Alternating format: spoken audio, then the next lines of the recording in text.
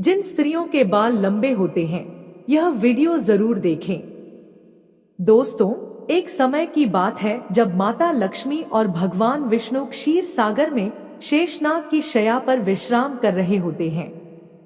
तभी देवी लक्ष्मी भगवान विष्णु से कहने लगती हैं, हे प्रभु, आज मेरे मन में एक प्रश्न है जो बहुत विचलित कर रहा है।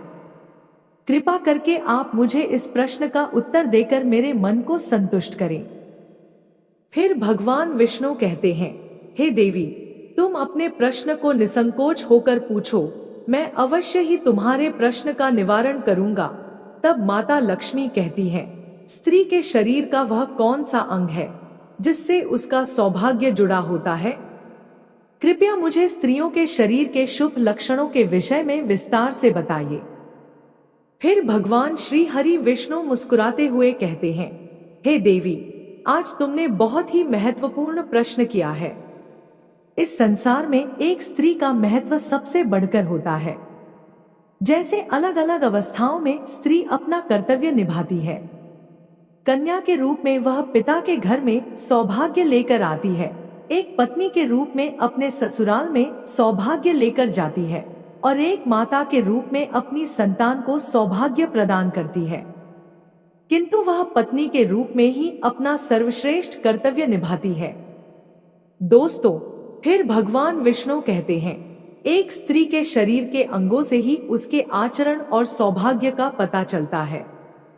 ऐसे शुभ अंगों वाली स्त्री अपने पिता, पति तथा पुत्र के लिए बहुत ही भाग्यशाली होती है। फिर भगवान विष्णु कहते हैं, हे देवी, आज तुमने जो प्रश्न किए हैं, उन सभी प्रश्नों का उत्तर देने से पूर्व मैं तुम्हें एक महान कथा सुनाता हूँ। इसीलिए आप इस कथा को ध्यान से पूरा जरूर सुनना, क्योंकि जो भी मनुष्य इस महान कथा का श्रवण करता है, उसके समस्त पापों और दरिद्रता का नाश होता है।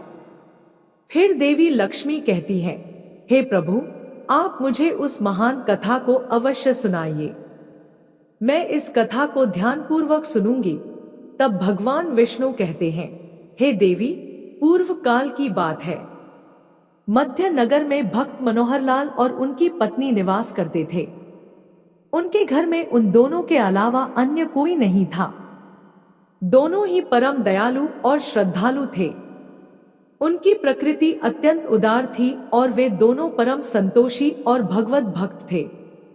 मनोहर लाल प्रतिदिन गांव से भिक्षा मांग कर लाते थे और उनकी पत्नी भोजन बनाती थी। यदि उनके द्वार पर कोई अतिथि आता तो वे उसकी सेवा करते थे और उसे भोजन कराने के बाद ही स्वयं भोजन करते थे। यदि कोई अतिथि नहीं आता तो वे पशु पक्षियों को उनका भाग देकर भगवान का नाम लेकर बड़े प्रेम से भोजन का आनंद लेते थे। उनके मन में किसी भी प्रकार का द्वेष और अहंकार नहीं था। उन्हें भिक्षा में जो कुछ भी मिल जाता, उसी से वे दोनों संतुष्ट रहते थे। अधिक की कामना भी नहीं करते थे। यदि उन्हें भिक्षा भी नहीं मिलती तो वे भगवान का धन्यवाद करते हुए शांति से जल पीकर सो जाते थे।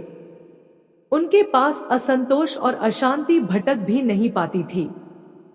उनके अंदर भगवान के प्रति दृढ़ विश्वास और श्रद्धा थी। इसीलिए उन्होंने कभी अपनी गरीब परिस्थिति के लिए भगवान को नहीं कोसा और कभी दोषी नहीं ठहराया। फिर एक दिन मनोहर लाल भिक्षा मांगने के लिए घर से निकलते हैं और द्वार द्वार भटकने पर भी उन्हें किसी ने भिक्षा नहीं दी। उस दिन उन्हें अन्न का एक दाना भी नहीं मिला। इससे निराश होकर मनोहर लाल अपने घर लौट आए और अपनी पत्नी से कहने लगे, हे प्रिय, आज तो भिक्षा में अन्न का एक दाना भी नहीं मिला है। लगता है आज भूखा ही सोना पड़ेगा। शायद प्रभु की भी यही इच्छा है। फिर कुछ समय बाद ही उनके द्वार पर एक अतिथि आ जाता है और द्वार पर खड़ा होकर कहता है, घर में कौन है भैया? मैं अतिथि हूँ और अत्यंत भूखा हूँ। मुझे खाने के लिए कुछ दो, मैं तुम्हारे द्वार पर बड़ी आशा लेकर आया हूँ। फिर मनोहर लाल ने देखा कि द्वार पर एक अत्यंत वृद्ध बूढ़ा व्यक्ति खड़ा है, जो बहुत कमजोर और भूखा दिखाई पड़ रहा था। उसे देखकर मनोहर लाल ने प्रणाम किया और कहा, हे स्वामी, पधारिए। इस गरीब के घर पर आपका स्वागत है। इस दास के लिए क्या आज्ञा है? फिर उस बूढ़े साधु ने कहा, हे विप्र, मैंने सुना है कि तुम अतिथि का बड़े आदर के साथ स्वागत करते हो तथा उन्हें भोजन प्रदान करते हो और तुम्हारे द्वार से कोई भी प्राणी लौटकर नहीं जाता। इसीलिए मैं तुम्हारे द्वार पर आया हूँ। तुम भगवान विष्णु के बड़े भक्त हो, इसीलिए मुझे विश्वास है कि तुम मुझे खाने के लिए कुछ ना कुछ अवश्य दोगे, जिससे मेरी भूख मिट जाएगी। मैं भूख से अत्यंत व्याकुल हो रहा हूँ।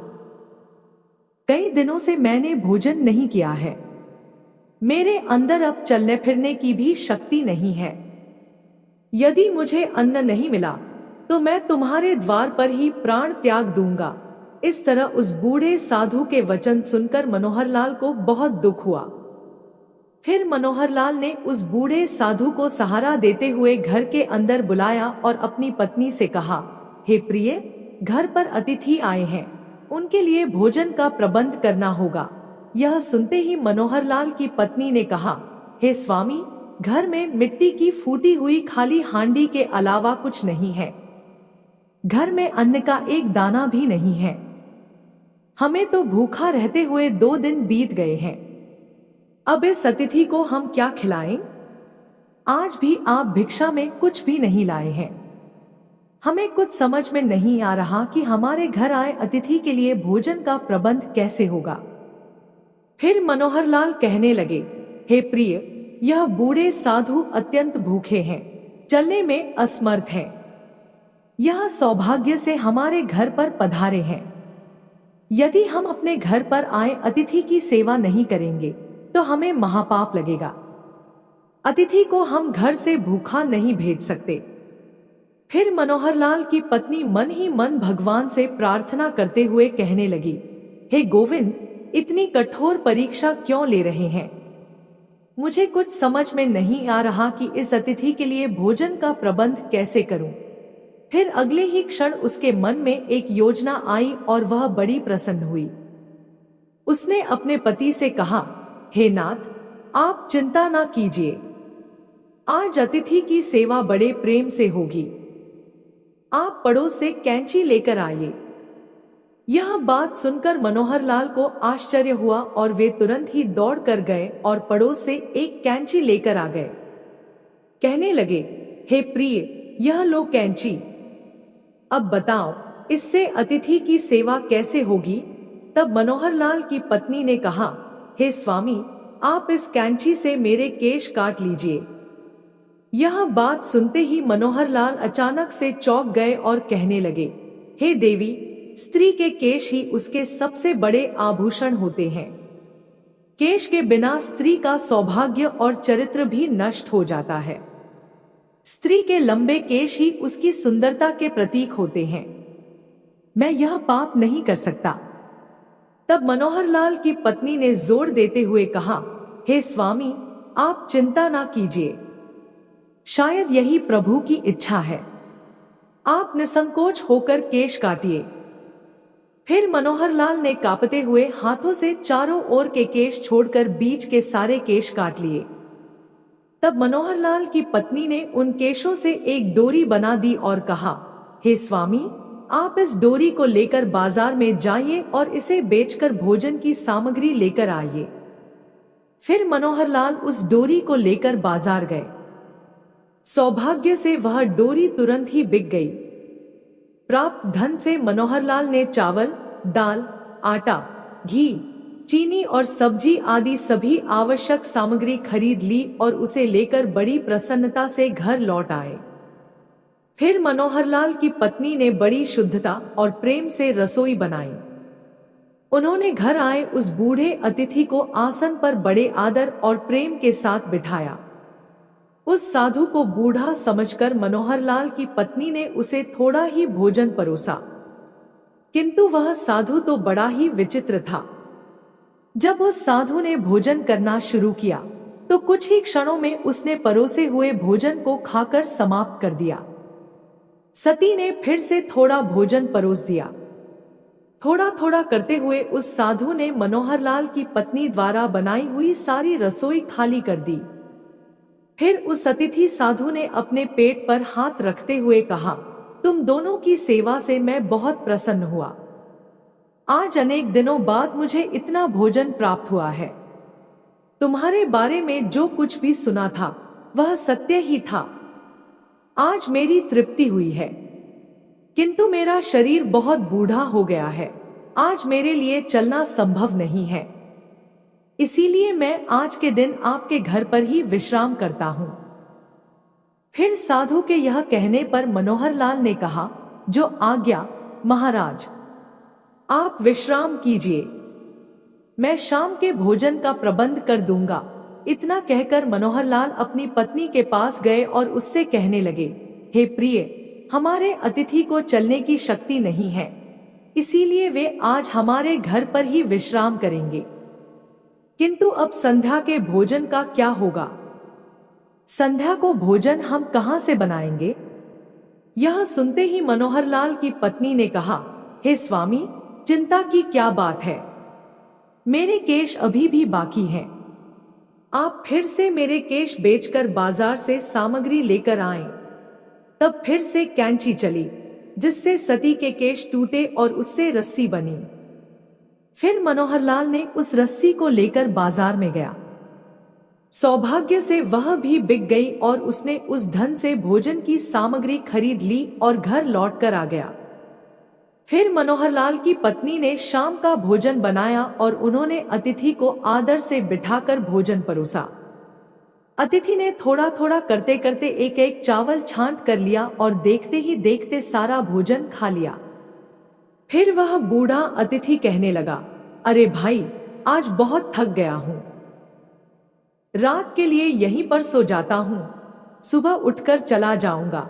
यह सुनकर मनोहर लाल ने कहा, ठीक है महाराज, आपकी जैसी इच्छा, आप आज हमारे घर पर ही विश्राम कीजिए।